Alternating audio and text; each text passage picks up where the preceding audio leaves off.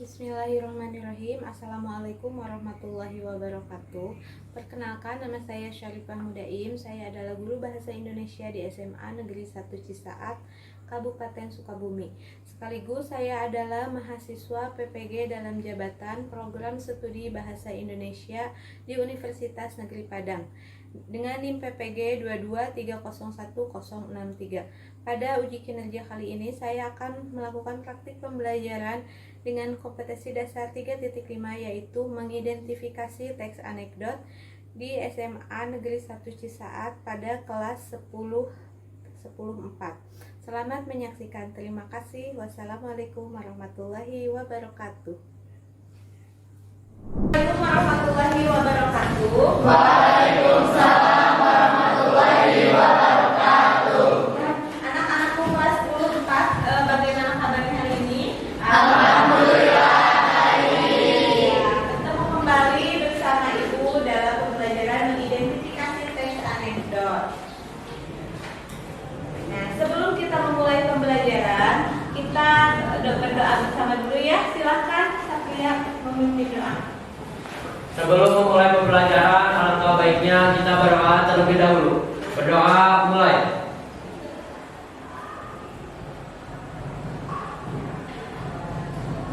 Selesai.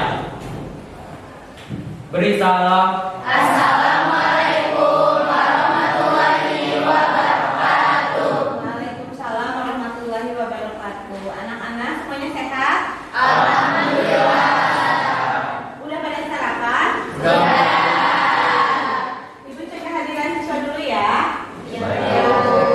Akfa, hadir Ibu. Alia, ya. Ayu, ada Ayu? Ada, ya. Pizar, Pizar hadir. Haifa, sakit. Haifa sakit, mudah-mudahan cepat sembuh ya. Amin. Nadia, Najwa, hadir. Queen, hadir. Ya, Sela, hadir.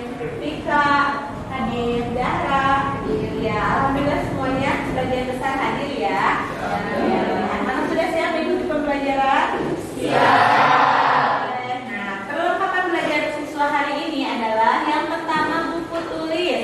Di bawah buku tulisnya? Di bawah. Dan alat tulis ya. Bukunya semuanya sampul batiknya bagus ya? Ya. Yang kedua, LKPD bereproduksi teks anekdot. Di bawah LKPD-nya? Di bawah. Ibu lihat mana LKPD-nya? Oh iya, semuanya di bawah beres. Oke. Lanjut sama orang tua ya. Nah, hari ini kita akan belajar tentang apa anak-anak? Identifikasi teks anekdot. Ya, sudah dibaca-baca di KCN? Sudah. Nah, di sini kita akan menentukan mencari fungsi komunikatifnya, lokasi sosial, unsur utama, struktur dan karakteristik kebahasaan. Siap belajar? Siap. Lanjut. Ya, kita menyimak dulu ya, memirsa dulu. Di sini ada video, tapi tidak ada suaranya, nggak apa-apa ya? Ya, Bu.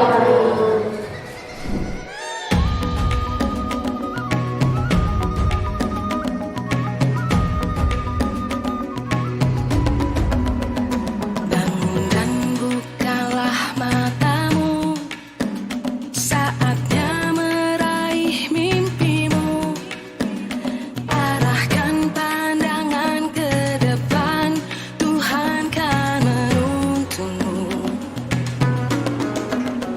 Sadarilah masa berganti, tantangan kan kita hadapi. Anda masih ingat materi pembelajaran yang sudah Ibu share di KCN? Masih. Sudah dibaca? Sudah. Alhamdulillah. Nah, menurut pendapat Anda, video yang tadi itu termasuk jenis teks apa sih? Ada yang bisa menyimpulkan apa itu intinya atau isi ceritanya tentang apa video yang tadi? Menceritakan tentang apa? Tugas DPR. Tugas DPR. Apa itu DPR? Harusnya tugasnya ngapain?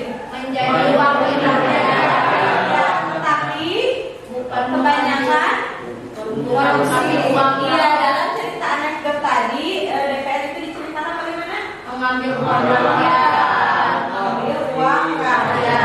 Mudah-mudahan kalau nanti kalian jadi anggota DPR tidak seperti itu ya. Amin. Ya, lanjut. Nah, sebelumnya pernahkah Ananda membaca teks anekdot? Pernah. Nah, di situ bisa dilihat gambar apa itu? Tikus yang ngomong apa? Katakan tidak pada korupsi. Kemudian teman tikus yang ngomong apa? Tidak. Ada yang bisa menyimpulkan ini apa?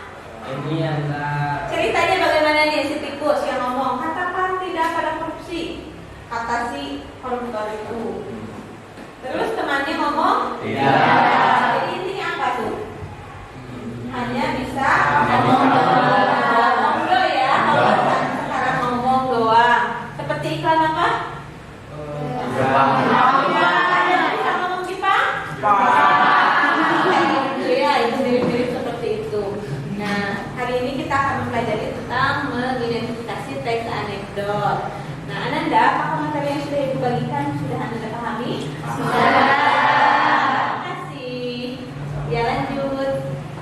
Nah, yang pertama tentang mengidentifikasi teks anekdot itu ada konsep dasarnya, yaitu fungsi komunikatif, lokasi sosial, unsur utama dan struktur teks serta kaidah kebahasaannya. Nah, Ananda semuanya, apakah masih ingat judul teks anekdot yang Ibu bagikan di materi aja? Masih. Apa coba? Mencuri sandal. Satu yang dibacakan. Arahkan pandang contoh teks anekdot mencuri sendal.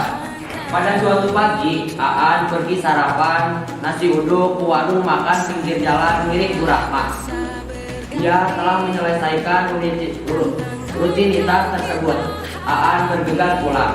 Pada waktu perjalanan pulang, Aan nyaris tertabrak sepeda motor oleh pengendara yang ugal-ugalan.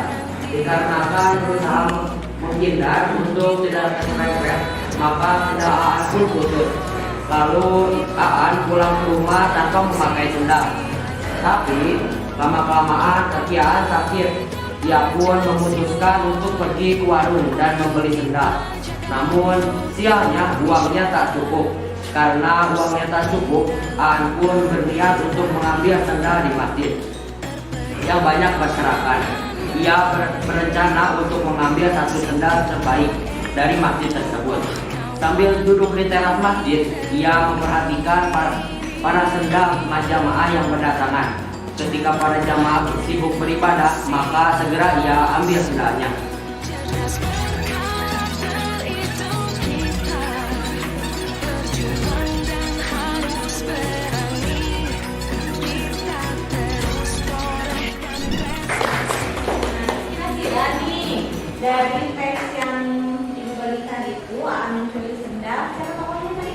Aan lakukan Mencuri sandal. Aan mencuri sendal Di masjid. Kemudian apa yang terjadi? Ketahuan? Tidak? Apa di sidang? Apa hakimnya bagaimana? Mendapat hukuman sama Karena Aan mencuri sendal itu merugikan apa? Ya, sedangkan kalau koruptor ya, jadi lebih besar Aan ya kalau begitu kerugian yang ditimbulkannya daripada koruptor. Nah, menurut kalian kira-kira ini makna tersiratnya apa sih? Menyindir Dari hukum. teks anekdot yang pertama. Menyindir hukum Indonesia. Menyindir hukum di Indonesia. Kenapa hukum di Indonesia?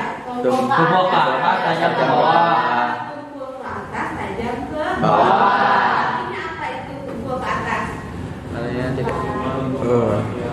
yang Hukuman untuk koruptor, para penguasa, para pejabat itu selalu Ringan.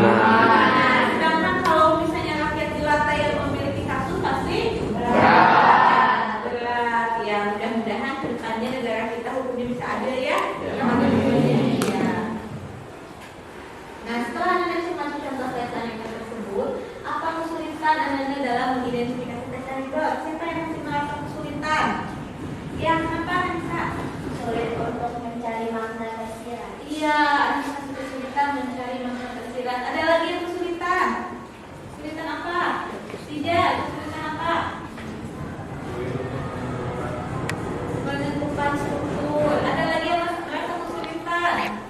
Tentukan kaidah kebahasaan. Iya, tentukan kaidah kebahasaan. Oke, lanjut. Baik, permasalahan itu nanti akan Anda temukan jawabannya ketika kita mengidentifikasi teks anekdot. Ya, buatlah kelompok masing-masing dua kelompok, 2 orang ya, satu kelompoknya. Sudah ya, teman semeja saja ya. Sudah. Nah, ya karena instruksi dari ibu. Oke, anak-anak. Sekarang salinlah judul teks anekdot yang sudah ibu bagikan. Sudah disalin? Sudah. Kemudian berapa jumlah paragraf dalam teks anekdot tersebut silahkan dijawab ya. Yang ketiga, cermati setiap paragraf, tulislah struktur teks anekdotnya. Sudah? Sudah. Yang keempat, apa makna tersirat di teks anekdot tersebut silahkan ditulis. Lanjut ya Kak.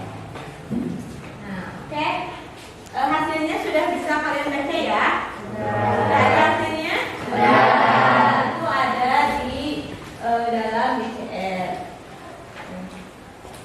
Oke, yang pertama ada teknik mengidentifikasi teks anekdot. Yang pertama harus apa dulu? 1. Menentukan Objek. Contohnya di dalam materi ajar itu ada satu teks, judulnya apa? Perubahan amat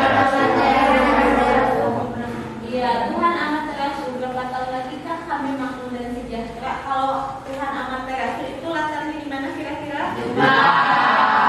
Kalau di kita ada nggak Tuhan amat terasu? Tidak ada. Itu Tuhan apa? Allah. Nah, yang kedua setelah kita menetapkan objek adalah menyusun format pengidentifikasian. Apa sih gunanya format ini? Buat Untuk mudah. supaya siswa bisa lebih mudah menentukan struktur dari teks anekdot. Lanjut ya Kak.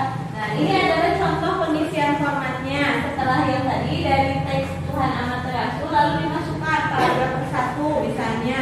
Di sini apa? Itu strukturnya apa? Di situ paragrafnya bisa kalian masukkan. Bisa dipahami ya?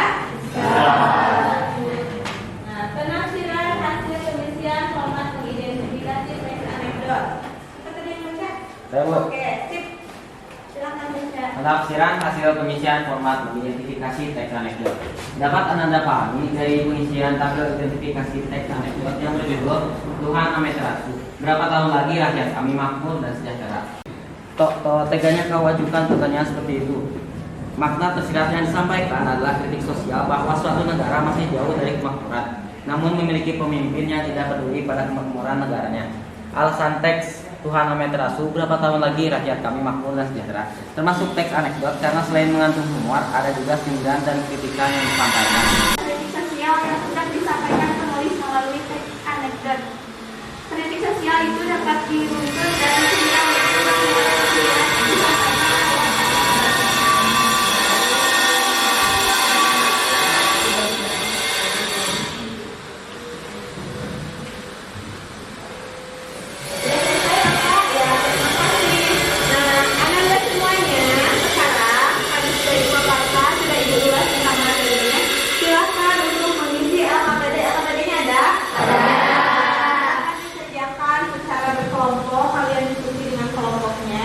Kemudian diisi. Nah, di sini yang pertama itu jelaskan dulu ya. Ada orientasi pada masalah, yaitu ada teks di situ ya. Judulnya apa? Silakan nanti dibaca dalam hati. Kalau baca dalam hati ada suaranya enggak? Iya. Bisa ya baca dalam hati. Yang pertama ada teks kuli bangunan dan yang kedua ada gambar ya di bawah. Ada gambar juga? Ada. Di situ ada gambar, judulnya apa? Yang penting keren. Silahkan dilihat, dicermati gambarnya. Kemudian lanjut lagi ke halaman 6. Nah, yang poin kedua, kalian di sini untuk menuliskan beberapa pertanyaan. Bisa menulis pertanyaan? Bisa. Petunjuknya, kemudian kalian menulis pertanyaan. Lanjut ke yang ketiga. Di situ ada tabel kan? Ada. Dari teks yang pertama yang berjudul Kuli Bangunan dan juga gambar yang penting keren, itu komik stripnya ya. Kalian masukkan ke dalam kolom. Misalnya di situ apakah ada judulnya, nanti dicek ya ada atau tidak, dilihat lagi. Partisipannya atau tokohnya ada atau tidak dan sebagainya. Yang keempat, dibuka halaman 7. Nah, di situ ada judul. Kalian tulis makna tersirat. Tahu kan makna tersirat? Tahu. Apa itu makna tersirat? Ya, maksudnya tidak dituliskan, tapi merupakan pesan moral yang ingin disampaikan penulis kepada pembaca. Bisa mencarinya? Bisa.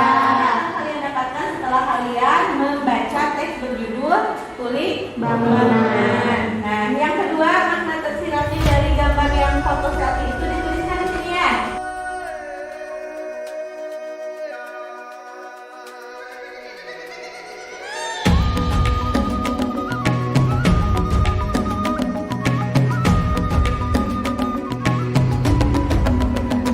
Bangun dan bukalah matamu, saatnya meraih mimpimu. Arahkan pandangan ke depan, Tuhan kan menuntunmu. Sadarilah masa berganti, tantangan kan kita hadapi. Bergandeng tangan untuk negeri, era kita menanti berseri. Kita belajar Pancasila, kita bernafas dalam sila-silanya. Kita belajar Pancasila, ayo kita jaga untuk Indonesia. Bersatu dalam perbedaan, berpegang tangan dan berlari. Singkirkan egomu, oh kawan, demi negeri ini. Ya, Anissa dan Nada akan mempresentasikan hasil pekerjaan LKPD-nya. Silakan Anissa. Assalamualaikum warahmatullahi wabarakatuh. Waalaikumsalam warahmatullahi wabarakatuh.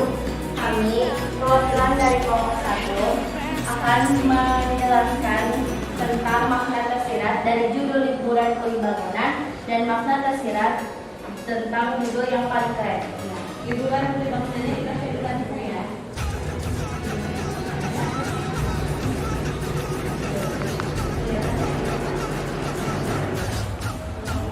Kita belajar Pancasila. Liburan kuli bangunan. Assalamualaikum warahmatullahi wabarakatuh. Perkenalkan saya Didi. Di sini ada kuli bangunan. Wah, berarti saya satu-satunya di sini. Ngomong-ngomong soal liburan, buat kebanyakan orang liburan itu banget. Tapi buat saya malah begini kan. Datang liburan orang-orang di sana mau liburan kemana? Saya sangat mencari alasan. Anak saya minta liburan. Pak, ingin ke Jepang. Nah, Jakarta banjir. Ya udah Pak, kita putar perahu aja. Nah, perahunya bocor. Ah, bilang aja, Bapak nggak punya uang. Cerdas. Anak saya itu memang jarang liburan. Saya bawa ke tempat kerja saja. Menurut dia, itu tamasyanya. Dari pagi sampai sore, dia anteng nyusun Lego pakai batu bata. Kalau orang lain nyusun Lego, anak-anaknya jadi robot. Anak saya jadi pos ronda. Pulang ke rumah, ditanya sama istri saya, gimana nak? Seru main sama bapak? Mantap mah, pokoknya udah gede aku mau jadi kuli bangunan. Hei, masa perempuan jadi kuli bangunan? Gak apa-apa mah, emansipasi. Ya, anak saya itu memang jarang liburan, jadi dia itu norak. Kemarin saja saya bawa ajak main mandi bola, dia bawa anduk.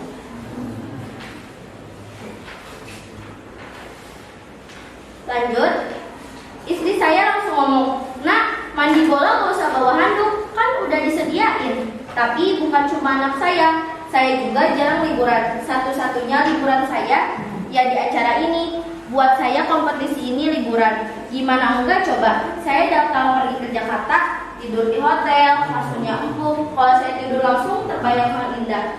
Gak kayak di rumah, saya ketika tidur langsung terbayar cicilan. Tapi gara-gara itu saya sering diprotes sama anak saya. Dia bilang gini, Bapak curang, tidur di hotel, makan nasi kotak, tiap hari naik lift. Nah, kan Bapak di sana kerja. Apa Pak? Kerja.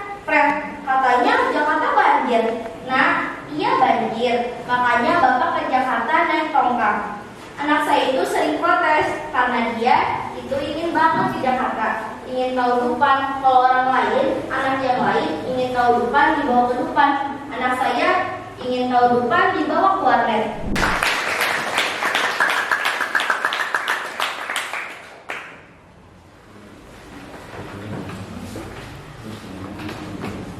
Selanjutnya, penjelasan makna tersirat yang berjudul tentang liburan kuli bangunan dan yang tertib keren akan dijelaskan oleh teman saya, Nada Aljana. Jadi, makna yang tersirat dan terkandung dalam liburan kuli bangunan ini adalah memperlihatkan mengenai kemiskinan di Indonesia. Lalu juga ada sedikit sindiran mengenai tentang pengelolaan got-got di Jakarta, pembangunannya hingga banjir. Yang selanjutnya adalah yang penting keren. Di sini sepertinya manusia selalu ingin terlihat sempurna di hadapan manusia lain. Kita memiliki wajah yang berbeda-beda atau topeng gitu. Terima kasih. Mohon maaf apabila ada kesalahan dan semoga materi yang kita sampaikan bermanfaat. Sekian. Wassalamualaikum warahmatullahi wabarakatuh. Waalaikumsalam warahmatullahi wabarakatuh.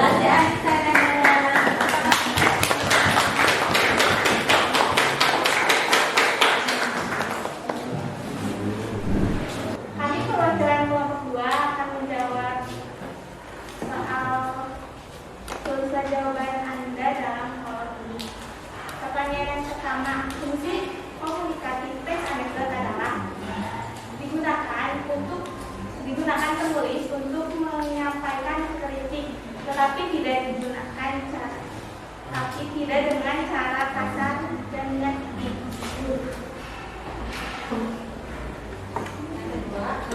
Soal kedua, lokasi sosial teks anekdot adalah lokasi-lokasi tempat ditemukannya teks anekdot seperti di majalah, situs internet, media sosial, dan lain-lain.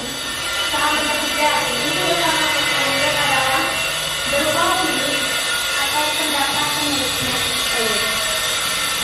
Soal keempat, struktur teks anekdot adalah opini dari konsultasi atau kritik, reaksi, dan koda. Soal kelima, karakteristik kebangsaan teks anekdot adalah kalimat yang menyatakan peristiwa masa lalu, kalimat retoris, penggunaan konjungsi yang menyatakan hubungan waktu, penggunaan kata kerja aktif, penggunaan kalimat perintah.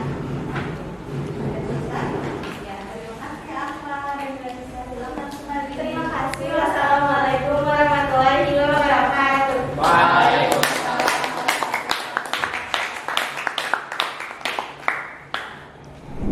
Nah, hal apa saja sih yang sudah kita pelajari? Yang pertama, sudah mempelajari apa?